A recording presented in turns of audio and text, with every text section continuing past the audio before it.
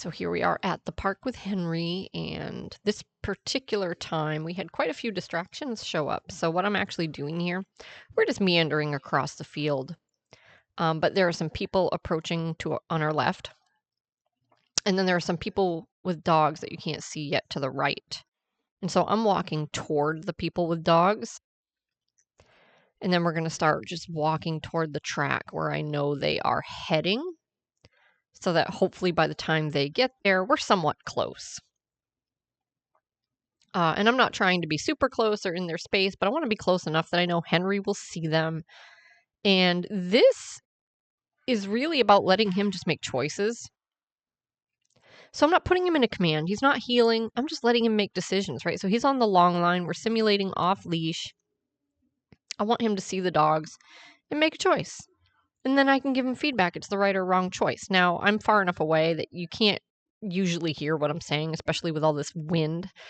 But he did sort of fixate on the dogs a little bit. Sort of started to stare, and those ears went up, right? The tail goes up a little bit. And so I took that opportunity to just tell him no and give him a correction. Wasn't super high, but it was enough to clearly disagree with that. Like, that's a rule, that's a boundary. We don't look at other dogs that way. Why? Because it can't go anywhere good. That's why. So that scenario that I just described, that's what precedes your dog bolting and running up to other people and dogs, right? So if you don't want them doing that, then just teach them you can't feel that way about other dogs, right? Yes, we see them, like the dog has eyeballs, they can look, but they should pretty much kind of look away, right? They shouldn't get stuck staring. And they certainly shouldn't get stuck staring with the eyes getting big and the ears going up and all that excitement starting to build. That's just bad news. It just can't go anywhere good. So we just don't allow it. We tell them no, like, don't worry about the other dogs. Like, we're just doing our own thing.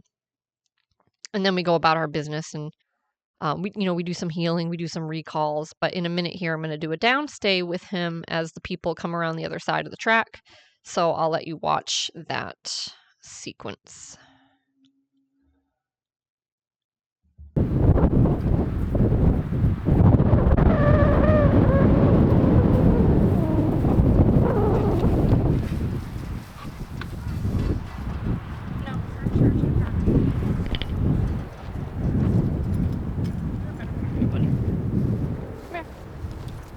Down.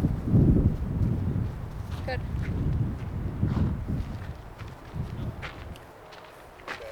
I have a bag.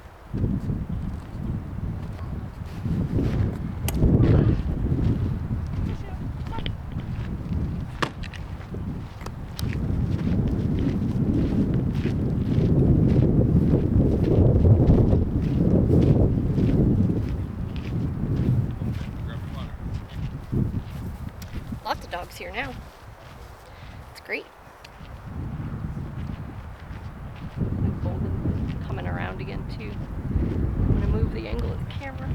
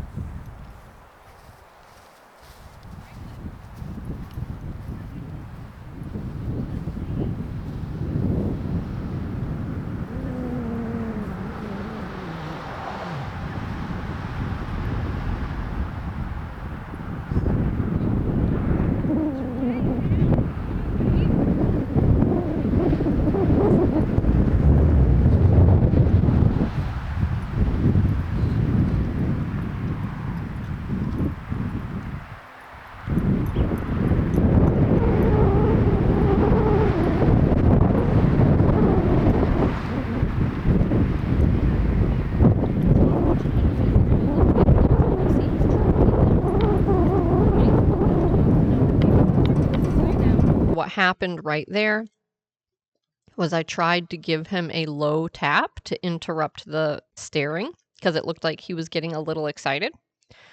And he just popped up. So it might have been that I was too high, or it might have been that I was too low, or it might have just been none of the above, right? He just said, ooh, and jumped up. No big deal if that happens. Just put your dog back. right? So normally when we tap the remote, we're tapping it when they break a command. So if your dog's in command and you're tapping it to just interrupt fixation and they break command, just put them back. No big deal. So that's what we did here.